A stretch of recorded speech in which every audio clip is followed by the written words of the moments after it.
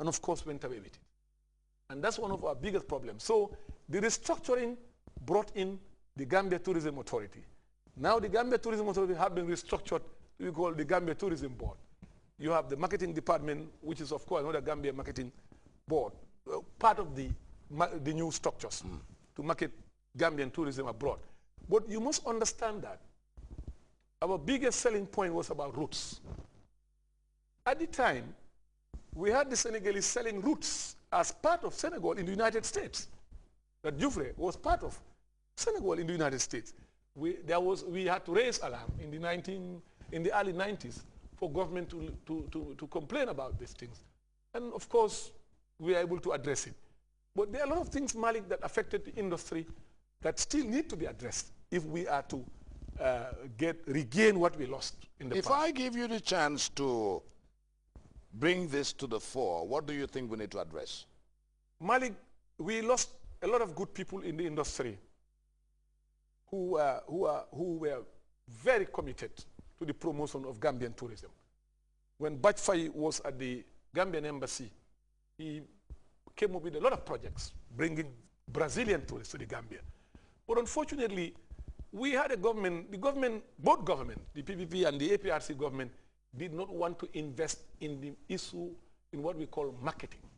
They felt marketing was not a necessity in maintaining the boom that we had then.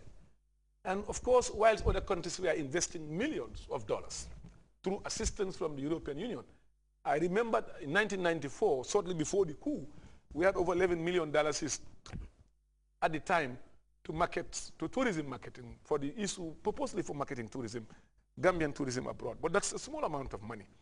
But again, Malik, I think those good people with their good ideas, the Pa Jobs, many of them, you have them, they are here.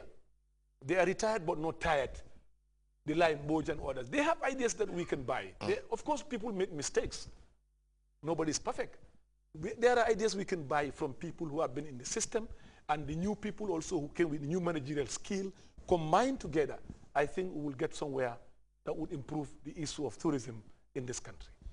You entered into ownership of hotel when you had a partnership with, I don't know really who your partner was, yeah. And you ran the Bana Beach Hotel. How successful have you been in running the Bana Beach Hotel? Malik, I was not an owner, I was not a partner. Let me make that point very clear. Very good. Yes. People thought that you owned the hotel. No, I was not. I've always made this point clear. But let me tell you, Malik, it is difficult for any hotel to succeed in the Gambia for now, as I'm speaking to you. Because of? The running cost is very high. The running cost is very high. And the amount of tax that is levied in the industry, there is no way any hotel that is doing proper accounting, that can survive in the industry. It's not possible. Because, you see, electricity is one. Staff, another thing. Water, replacement of worn-out equipments. You need, because you have to meet up certain standard, international standard. And that in tropical Africa, it is so hot that, Malik, every 5 years, you are expected to refurbish and change your facilities in the industry, in the hotel. And with the type of, and the rates are so poor, Malik. In the days that you and I were at the Combo Beach, one tourist can pay you 25, 30 pounds sterling for one room. You could generate 60 pounds per night in a room for 2 guests. Today, you are generating not more than 20 pounds. And the cost of feeding these tourists have run up, all have gone around over 1,000 times, Malik. The costs have gone up. Could that be one reason why Basiru Jawara just closed his hotels and relaxed? No, because you cannot run a hotel now under the current situation, Malik. The rates are so poor. People paying you 7 pounds, 8 pounds, 10 pounds in London. In anywhere that I go, nowhere can 10 pounds give me a decent breakfast in any hotel. Breakfast I'm talking about. Much more to spend a night in a hotel, in a decent hotel. And you come to the Gambia, you pay 8 pounds, 7 pounds, you stay in a hotel, you go to the toilet, not at least twice you will flush the toilet, or 3 times per person, And anytime you flush a toilet, 10 liters have gone. And you must use electricity. You have a breakfast. They have to feed you. And Malik, the cost of running a generator, all these related costs with these poor rates, it is not possible for any hotel that is doing proper accounting to survive and succeed. We need to revisit the whole thing if we are not to lose our industry. Basiru Jawara did the wise decision. It's not his wish to have all these hotels that worth millions of dollars just been left out like that. Because running the hotel at a loss means close it down. And that's it. And again, the overburden of tax levied on the industry have restricted owners or those running hotels from reinvesting into the industry, into these hotels, in order to compete with our competitors in the sub-region. And that is an element we really have to revisit.